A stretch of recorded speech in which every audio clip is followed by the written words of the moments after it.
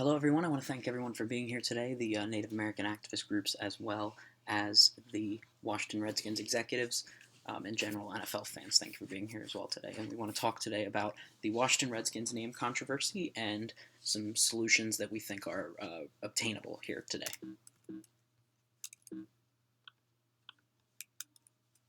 So we want to start with some historical context. The term Redskin was originated in the 1700s. It was a term used between Native Americans and settlers trading goods. It was not originally used as disparaging. It was originally just an observational term used between two trading parties. Term was begun to be used disparagingly in the late 1800s in American writing. Same author of The Wizard of Oz, one of the more notable uses of it, Mr. Baum. He referred to Redskin negatively, or used the word Redskin negatively for the first time in his writing in the late 1800s.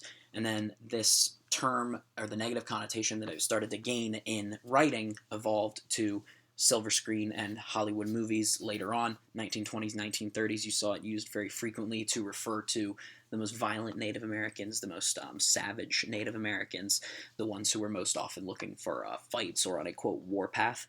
And this negative connotation that evolved more towards even further when Hollywood westerns started to become popularized in the 40s and 50s, as oftentimes many villains in those movies were Native American people or tribes. So the historical context, moving over to the Washington Redskins. The Boston Braves changed their name to the Redskins in 1933 by then owner Mr. Marshall to avoid confusion with the MLB franchise. That was also named the Boston Braves at the time. They moved to the nation's capital in 1937, which established, of course, the Washington Redskins. The first effort to challenge the team name as disparaging came roughly 30 years later in 1968.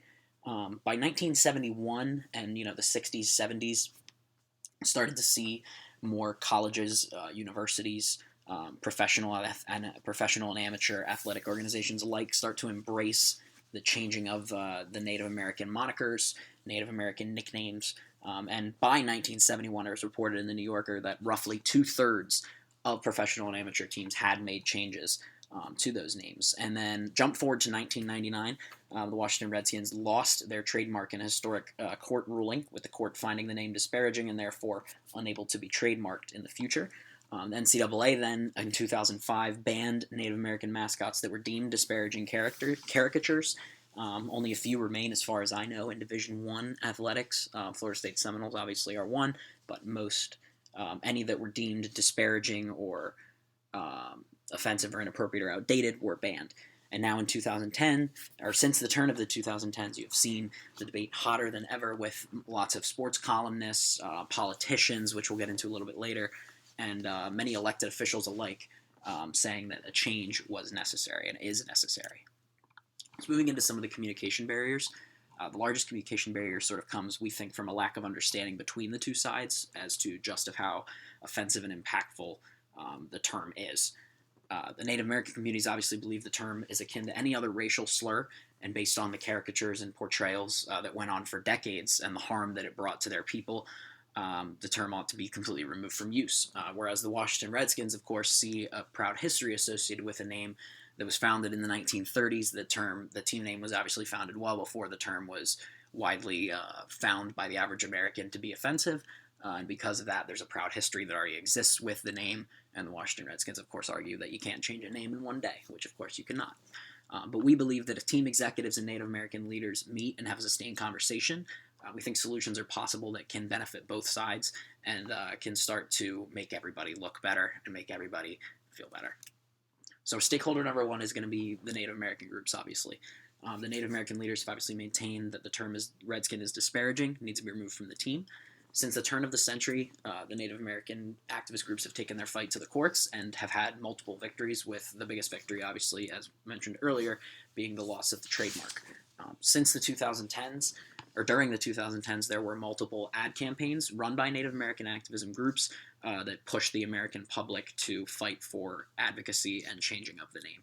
And then most recently, a poll in 2020, right around the Super Bowl, by UC Berkeley, shown a majority of practicing Native Americans find the name offensive, which is interesting, as we'll get into here a little bit with stakeholder number two. There have been a number of polls done on the side of the Washington Redskins that, from self-selecting Native Americans, who have said that the name is not found to be offensive. So there has been an interesting juxtaposition that has sort of been created between both sides, doing polls of different people, which is again why we think a conversation might be more beneficial. So moving over to the second stakeholder, the Washington Redskins. The team maintains the name is firmly associated with their proud history. Any change would harm that. Like we said, there's been a number of polls that have been run that have shown the name isn't offensive to a majority percentage of Native Americans, based on multiple polls that Dan Snyder has run with multiple newspapers, companies, including the Washington Post. There's financial loss associated with any potential brand and name changes, and this is a large argument the Washington Redskins have, is that the direct loss would obviously include any sort of signage changes, changes in majorly including things at stadiums, training facilities, things like that. Obviously, marketing, uniforms, any sort of memorabilia, all becomes different because they would no longer be the Washington Redskins if there was any sort of change. And obviously the indirect loss would be a loss of brand recognition. Team could lose fans. So you have to think about season ticket holders who have grown up with families, generations of families who have grown up with this team. And this being such an important thing to them, we can't just discard their beliefs as well. So it brings us kind of to stakeholder number 3, which is the Washington Redskins fans and the NFL fan base, which as a whole we think is the average American. The NFL is the most popular sport in America, so we think they are akin. The most important stakeholder for any professional sports organization is their fans. That goes without saying. The average American has become more culturally aware. The average sports fan has become more culturally aware.